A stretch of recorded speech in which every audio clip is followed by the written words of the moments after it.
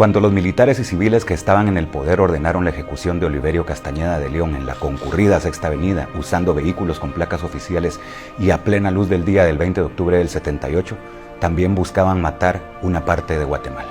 Y lo lograron, como se nota hasta hoy en día. Operativos como el organizado para acabar con la vida del joven estudiante de solo 23 años tenían como propósito asustar a los guatemaltecos, traumatizarlos y acobardarlos, mostrándoles lo que le podía pasar a cualquiera, sin importar quién fuera, que se metiera a babosadas. Y por babosadas había que entender el interesarse por los problemas que nos afectan a todas y todos. La Guatemala de finales de los 70 era otra, los guatemaltecos eran otros. No eran como los de ahora, que aunque los corruptos y los poderosos les hagan lo que les hagan, no reaccionan y se quedan ahí quietos, callados, inmóviles, como si fueran un muerto viviente, completamente abatido y convencido de que ya nada puede hacerse. Esa sociedad, por ejemplo, no se dejaba que le aumentaran el precio del transporte urbano. Que pasara de 5 a 10 centavos fue una cuestión de años que se vio truncada de manera constante por las luchas del pueblo que hacía en las calles y que eran respaldadas por organizaciones estudiantiles de educación media que estaban bien organizadas y por la beligerante Asociación de Estudiantes Universitarios. Y para 1978 ese era uno de los temas más importantes.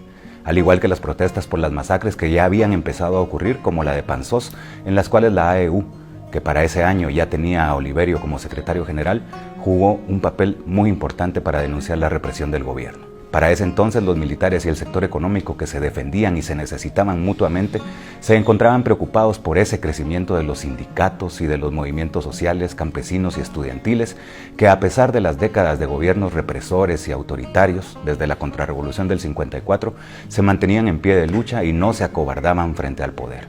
Y Oliverio estaba en el centro de esas batallas. Su carisma, su capacidad de comunicar y la claridad de sus ideas lo habían colocado rápidamente al frente de los estudiantes universitarios en una época difícil. Y él mismo sabía que estaba en la mira, pero su convicción era total. Yo ya elegí mi camino, le decía a su madre cuando le cuestionaba sobre los riesgos de sus acciones. Incluso ya amenazado de muerte, su papá le ofreció apoyarlo para que dejara Guatemala. Yo no voy a dejar a mis compañeros, pase lo que pase, yo sigo adelante. Me tienen que matar para callarme, respondía Oliverio. Oliverio, al igual que varios sindicalistas, políticos, obreros y estudiantes, había sido amenazado de muerte un día antes de su ejecución por parte de un grupo paramilitar llamado Ejército Secreto Anticomunista, que operaba a sus anchas publicando cartas en las que acusaba a sus opositores de comunistas. Miren esta carta enviada por otro grupo paramilitar que también operaba descaradamente, amenazando al estudiante universitario Alejandro Cotí, que luego sería ejecutado en 1980. Destacan las frases como: conocemos su actitud procomunista, sabemos de su colaboración con una organización comunista, líderes comunistas, librar a Guatemala del comunismo y más bla bla bla, exactamente parecidos a los que en pleno año 2022 utiliza la Fundaterror para amenazar a jueces, periodistas, fiscales y activistas que piensan o pensamos distinto. Esos grupos dedicados a la represión actuaban con total descaro porque eran parte del mismo Estado. Según lo contó el periodista Elías Barahona, que como miembro de la guerrilla se infiltró para trabajar en el despacho del mismísimo ministro de Gobernación de la época, Donaldo Álvarez Ruiz, desde esa misma dependencia se controlaba lo que decían o dejaban de decir esos grupos paramilitares en sus famosas cartas.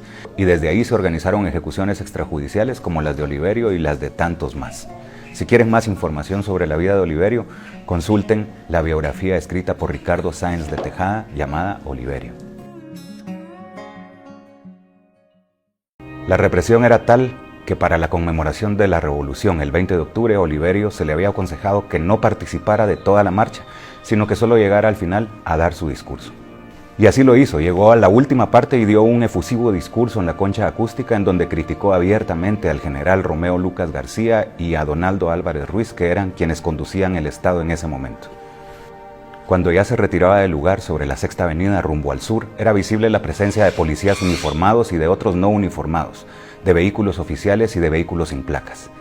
Él iba con una compañera que lo llevaba del brazo cuando de repente una ráfaga de ametralladora fue lanzada en su contra. A fin de preservar la vida de la compañera, Oliverio la empujó hacia el portal del comercio y él, sabiendo que era tras él que iban, corrió en la dirección contraria rumbo al pasaje Rubio.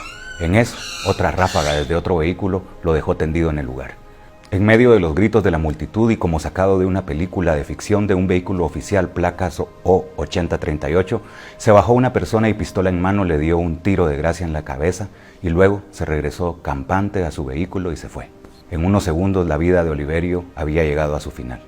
El mensaje era claro: cualquier liderazgo social, político o estudiantil que no se alineara a los intereses de la clase económica y militar que mandaba, podría ser asesinado a plena luz del día y por miembros del gobierno sin que nadie pudiera hacer algo. Algo que en efecto ocurrió con ejecuciones públicas como las de los dirigentes políticos socialdemócratas Alberto Fuentes Mohr, asesinado con 23 balazos en la avenida Reforma, o el caso de Manuel Colom Argueta, perseguido por la zona 9 desde motos, vehículos y hasta un helicóptero, hasta asesinarlo. O como pasó con la quema de la Embajada de España en 1980 por parte de miembros de la policía. O con el secuestro de la periodista Irma Flaquer, que iba con su hijo cuando les empezaron a perseguir y a disparar. Le dieron en la cabeza a su hijo, que se estrelló contra una pared, pues él iba conduciendo. Y cuando ella salió a buscar ayuda para su hijo, sus captores le pusieron una bolsa de tela en la cabeza y la secuestraron sin que se volviera a saber de ella. La represión brutal en las áreas urbanas y rurales, que se tradujo en más secuestros, asesinatos y masacres, tuvo como resultado un debilitamiento de los movimientos sociales, campesinos y estudiantiles. Pocos quedaron vivos y muchos se fueron desvinculando de las luchas, dejando de meterse en babosadas porque las consecuencias podían ser terribles. Y así, a punta de tanto dolor y sufrimiento, Guatemala es lo que es hoy, un país destruido por la ambición de sus élites y por la sanguinaria actitud de muchos militares y civiles que, con nombres y apellidos, giraron órdenes que tenían como propósito callar las voces del pueblo. Un silencio que perdura hasta nuestros días y que a la sociedad le sale muy caro. La buena noticia es que no todos están callados. Hay muchos, habemos muchos que no estamos dispuestos a callar y que estamos convencidos de que en el nombre de tanta sangre derramada y de tantos buenos guatemaltecos que lo dieron todo por este país, algo debe hacerse. Y por eso, a 44 años de su ejecución, hoy Oliverio Castañeda de León está presente en la lucha.